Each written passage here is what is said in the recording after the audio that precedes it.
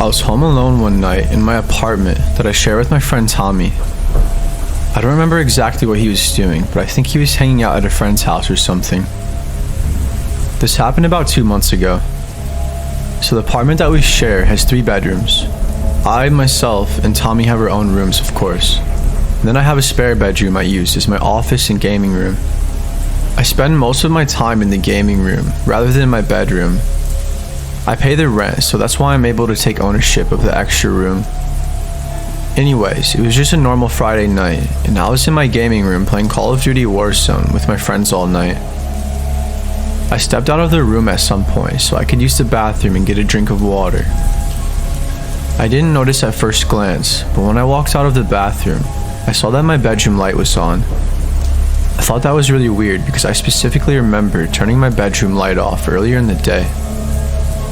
Oh well, I thought. I told myself that I was most likely just overthinking and that I probably forgot to turn it off. I didn't even bother to go in my room and turn it off either, as I didn't want to get kicked from the game I was in. When you're away from keyboard for too long in Call of Duty, it will kick you for being inactive, so I hurried back to my desk and continued playing with my friends. I'd say I was playing for about an hour, maybe a little bit longer, and I heard this insanely loud noise in my apartment. It sounded like a gigantic rock dropped from the ceiling onto the floor. It was extremely loud and it scared the hell out of me at first. I thought maybe it was just my cats at first because they get the zoomies sometimes late at night and will often knock things down and get into things they aren't supposed to. But I second guessed myself when I opened the door and glared out into the living room. Every single light was turned on in the house, except for my bedroom light. My heart started beating so fast because logically, I could only draw out 2 plausible scenarios. Either Tommy came home early and I just didn't know it yet, or there was a stranger in my apartment. My roommate Tommy would never go into my room though unannounced, so as much as I wanted to believe that it was him, I sort of ruled it out, and that's when my anxiety doubled into a panic attack. I own a gun that I keep in my closet hidden away, so all I had to do was get to that, and I was going to be a-okay.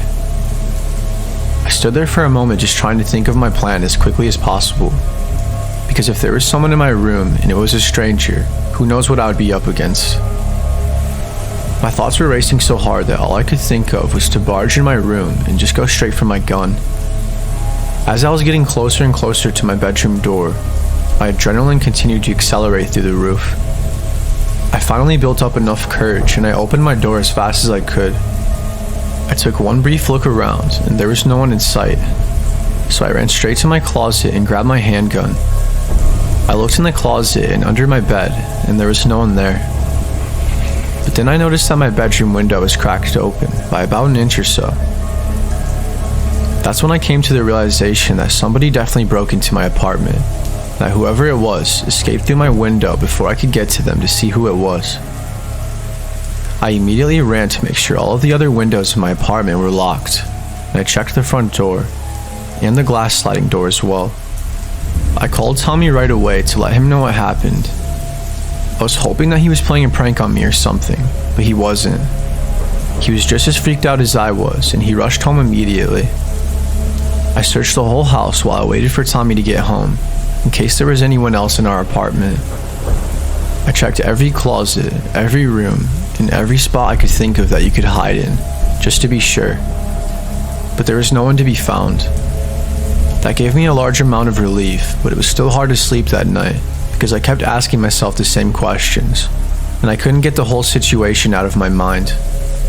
Who would want to break into my apartment? And what did they want? And just what the hell? I just couldn't believe that it happened like it all. I think whoever it was literally just walked through the front door and let themselves in. Tommy has a bad habit of not locking the door, so that's how I think the intruder got in. In no way, shape, or form am I blaming Tommy for what happened, but yeah. It's been 2 months now, and the constant thoughts I have about it and my anxiety still eat me alive.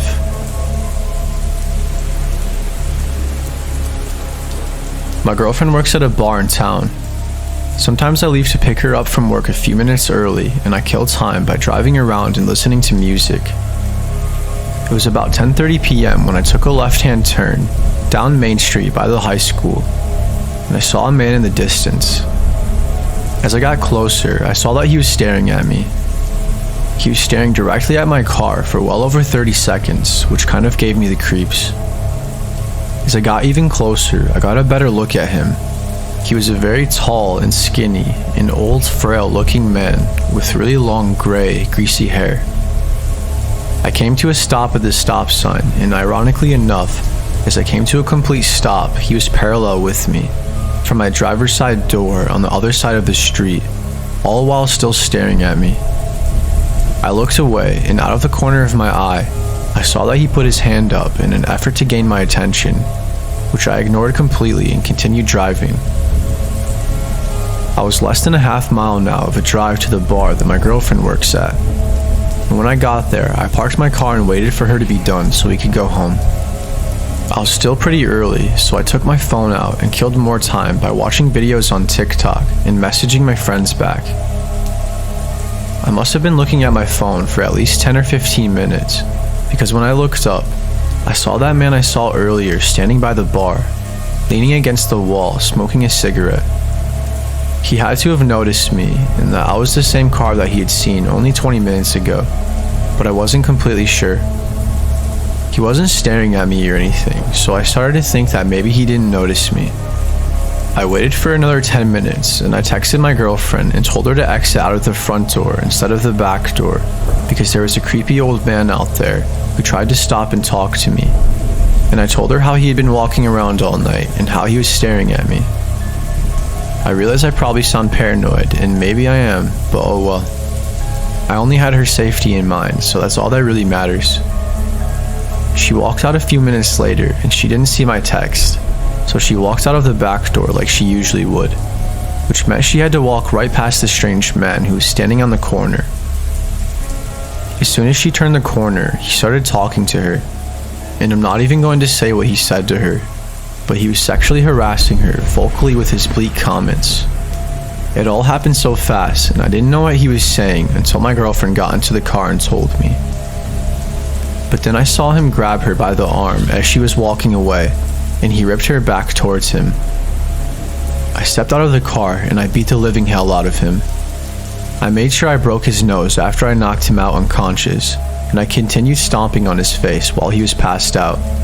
I took my girlfriend back to the car, and I grabbed a pen and one of my sticky notes, and I wrote on it, and I quote, "If I ever see you again, I'm going to kill you." And I stuck it right on his forehead. We later found out that he was a convicted sex offender, and that he has a very horrible past, from crimes all the way from sexual assault, drug charges, and something to do with a child. I haven't seen him since, and somehow I never got in trouble for beating him up either. But I swear, if I ever see him again, there will be hell to pay. I've always been a very antisocial person. I've tried my best to grow out of it, but the older I've got, the worse it has become. I have a family that I love dearly and that I'm unbelievably thankful for, but sometimes I just need my space and time alone to decompress and do what I love. I built a cabin in the Upper Peninsula of Michigan, in the city of Marquette. The cabin is in the middle of the woods, and I go hunting up there as well as ice fishing. That's mainly how I spend my time there.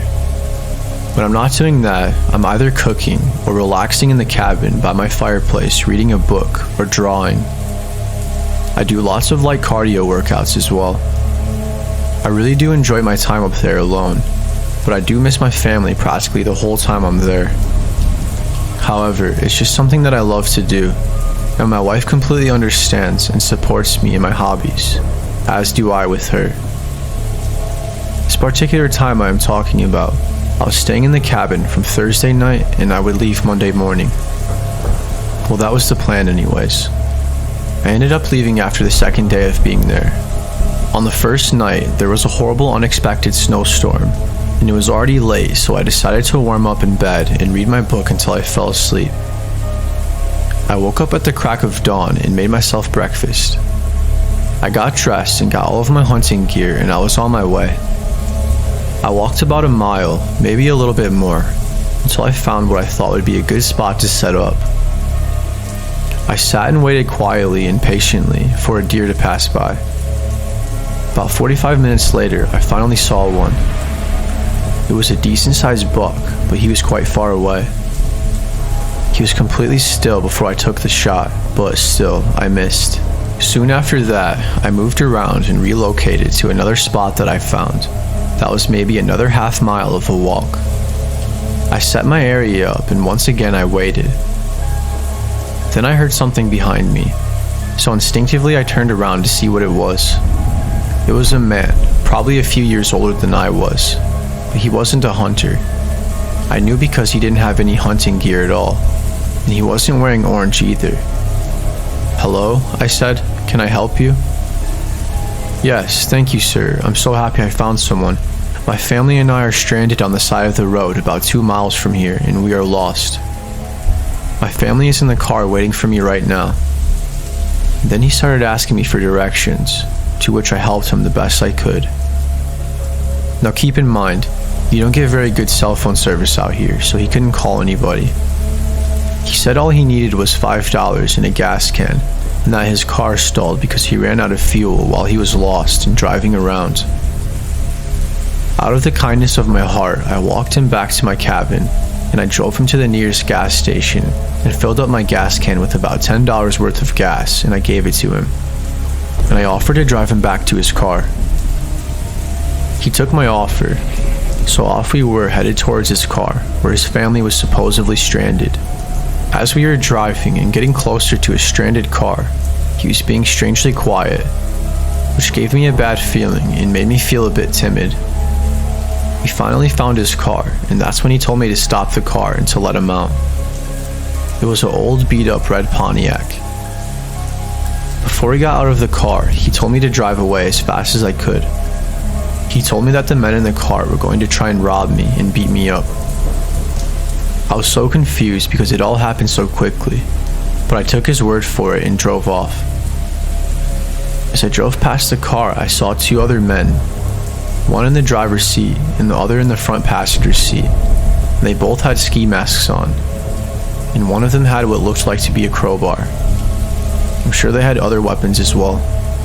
I wasn't sure if the whole plan was to rob me, and that maybe he started to feel bad for me and changed his mind, and that was his way of saving me from getting jumped and robbed, or whatever the hell was going on. That's kind of what I feel like happened. Maybe they really did need gas, but I think the man that I helped out, which never told me his name by the way, was originally trying to set me up to get robbed. Maybe it was because I had a damn rifle with me and he got cold feet about the situation. I have no idea. I didn't know what to do, and I obviously couldn't trust that guy enough that he wouldn't spill to them where my cabin was, which was where I was staying for the time being. I felt my safety was definitely at stake here, so I packed my things and left to go home early.